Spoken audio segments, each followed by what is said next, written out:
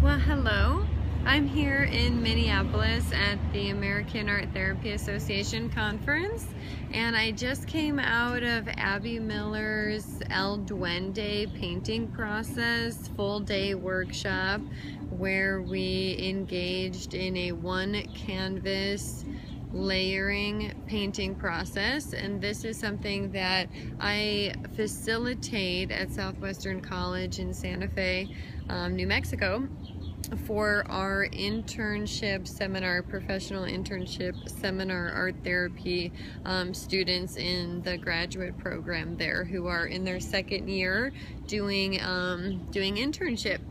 And so the idea and the concept behind this process is to utilize one canvas as a container for all that's developing, evolving within you, accessing the unconscious, accessing the collective imaginal archetypal realms in order to work through conflicts and tensions that come up between the emotional, mental, spiritual bodies in our personal lives and in our professional lives. Helps us understand how to work with clients, our therapy clients, and navigate some of those subtle territories. So it was really exhausting, actually. You know, 5 hours, 7, I don't even know. We were in the 9 to 5 today. We had a break, lunch break, doing painting. I'll show you my painting. No judging. This is an internal process. It's not about creating a pretty picture.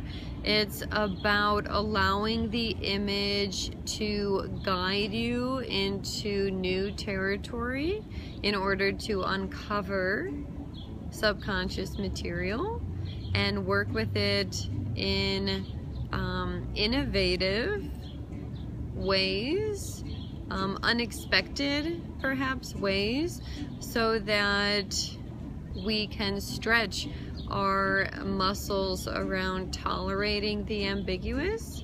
And you know, the psychological realms are not clear and not simple. They are complex. I mean, we're working with complexes and you know, murky territory, often ethical territory, which can be, you know, murky. It's not black or white, and this kind of thing. So anyways, I'll show you my painting. I'm not going to go into depth about it, but I'm sure you're just curious to see. And perhaps I will show, because part of the process is taking photographs throughout. So I have about a dozen photographs of this particular painting going through different transformations, right? So layering. So it looks very different from the beginning than it does now. This is what we have here. You can see some cutout images, characters that have been used. This bird here and this lion here.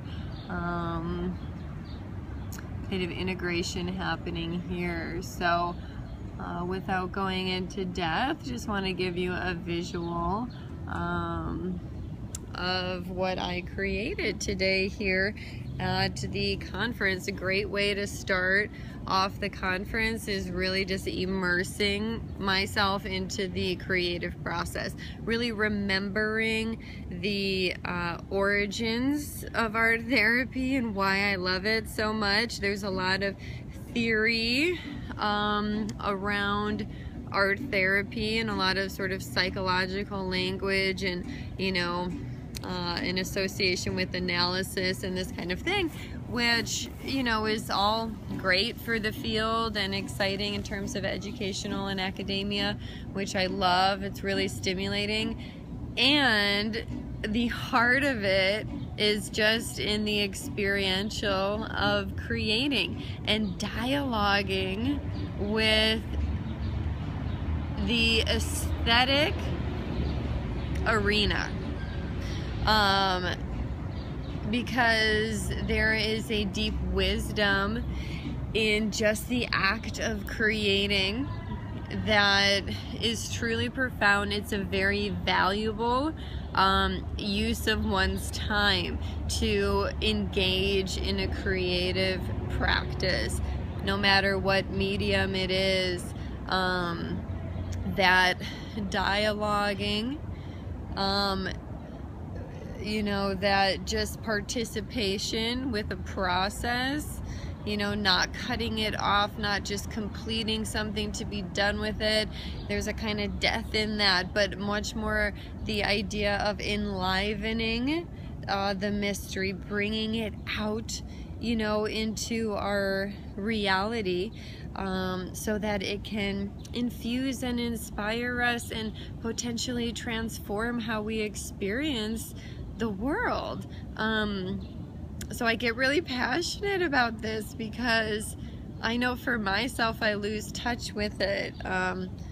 Even being in the field, even being in the profession, a professional art therapist, we can lose touch with the artist that lives inside of us and in all of us, even though many of you out there may say, oh, I'm not an artist, you know, I can't paint, I can't draw, this kind of thing. It always saddens me because you're immediately cutting off the possibility of engaging in what I find to be a very spiritual practice, truly communing with the divine. A form of divination, you know, occurs. And again, in any medium, you could just assemble pieces of nature or objects that you are attracted to or repelled by into a little collection that in and of itself, that intention and participation in creating something is a piece of art, right? It does not have to be the traditional oil painting in a museum or something. In fact, that's really on the opposite end of what we as art therapists are trying to do. We're not interested in creating something to put in a museum. This is just between you and the universe. This is just between you and your soul. This is just between you and your relationship with the collective and archetypal, imaginal realms. And if you don't have a relationship with those realms, I feel like you're missing out on a huge part of what it means to be human. So I hope I lit a little fire in your heart and reminded you about the power of art and creativity. And I'm really excited to just be here and be immersed in like-minded people, professionals and students alike who come to these conferences just to share ideas and stimulate one another, you know, mentally, you know, physically, spiritually. So having a lot of fun. It's the first day, so I'll would love to make another video and talk to you about other you know, workshops and talks that I'll be attending this year. And next one is actually going to be in Chicago in November, so I'm thinking I may have to go to that one this year too. It's 2015, so if it's not too late, do check it out. It's not just for art therapists, it's for artists, it's for students, it's for, you know, anyone interested in philosophy, psychology, you know, art, of course, and or anything creative, really. So I'm Heather, and I am an artist. And today I remembered that, not because I created a beautiful image per se, but because I engaged creatively with my reality. And you can do that too, anytime, anywhere.